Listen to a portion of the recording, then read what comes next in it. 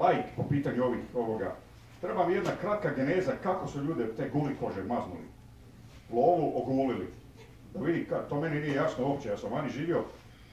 Po prilici nekako društvo koje je, recimo, funkcionalno.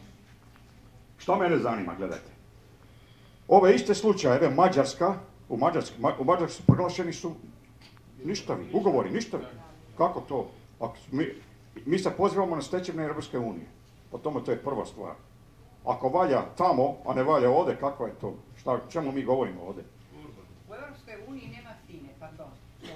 Ali gledajte, ali isti standardi. Mi se pozivamo na stečevine Europske unije, koji svake godine... FINA nije privatna, nije državna... Pa nisam pravni ekspert. Gledajte, reću vam. Neka general kaže, pa onda mi to mene kasnije. prvo zanima. Treba dokinuti. Ok, gledajte. Normalne države imaju financijsku policiju. Tako.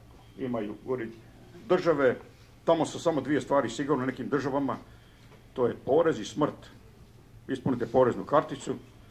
Pa pogledajte, iz Hrvatske je izvučeno, oni se bave s vama, ali vi ste ključni dio ovoga disfunkcionalnog, vi ste ključno rješenje ovog disfunkcionalnog sustava, pravnog sustava.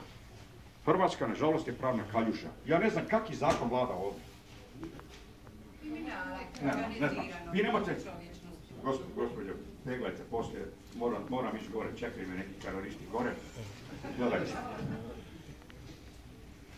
Vi imate